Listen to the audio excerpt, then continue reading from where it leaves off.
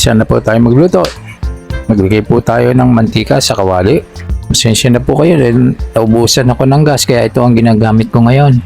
Itong aking super kalan. Okay naman po ito eh. Ihulog na po natin yung bawang. Magigisa po tayo.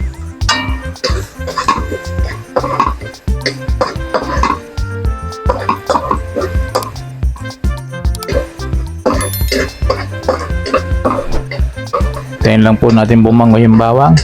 Sunod po natin ihulog yung ginayat na sibuyas. Mauga yung aking kalana para hindi balansya. Okay na siya. Pag mabango na po yung sibuyas at yung bawang, ihulog na po natin yung konting green chili. Konti lang po ito kasi ayoko nang napakaanghang eh. Hindi ako mahilig sa maanghang. Mga isa lang po, okay na yun. Tapos ito pong papaya, binagyan ko lang po ng maninipis. Hindi ko na pinakita sa inyo. Sinugasan ko po ng tubig. Ito po, lutong ito, ginagawa namin po ito sa probinsya. Naalala ko, parang masarap ito. Susubukan ko po. Lutuin po muna natin itong ginadgad na papaya. Maninipis lang po ang gadgad nito. Ginamitan ko po ito nung aking parang mandolin set. Tapos po, ihulog natin yung Knorr. Masarap ito pag nilagyan mo ng Knorr shrimp. Pampalasa po kasi ito eh.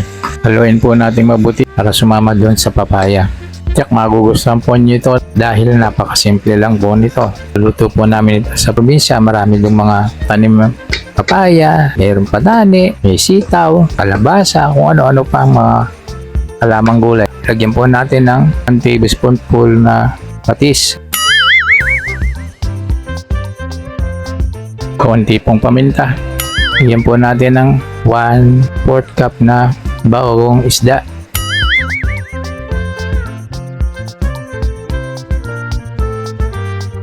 Parang marami ah. Hindi ko ilalahat muna.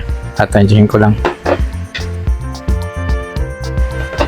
Uli ang kalkulasyon ko. Tapos lagyan po natin ng 2 tablespoon ng suka.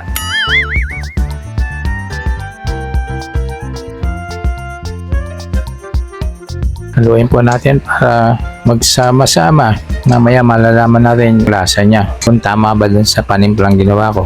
Pagkatapos po ihulog na natin yung creamy gata.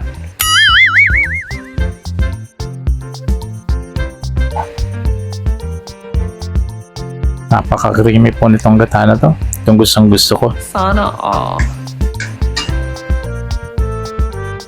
Haluin po natin mabuti para magsama-sama siya. Tapos saka po natin tatakpan. Pakuluin. Mga 10 minuto lang po. O depende pag malambot na yung papaya.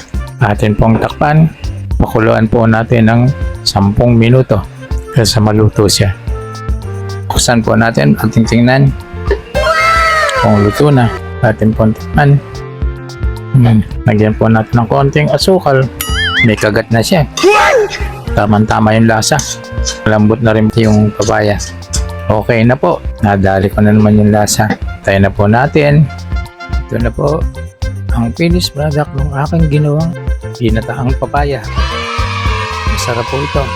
Mayroong pang kagat na malalasa ka. Saka isa pa po, huwag po sana kayo makalimot na mag-subscribe sa aking channel at hit nyo din po yung notification bell para updated po kayo sa lahat ng video na i-upload ko. Marami pong salamat.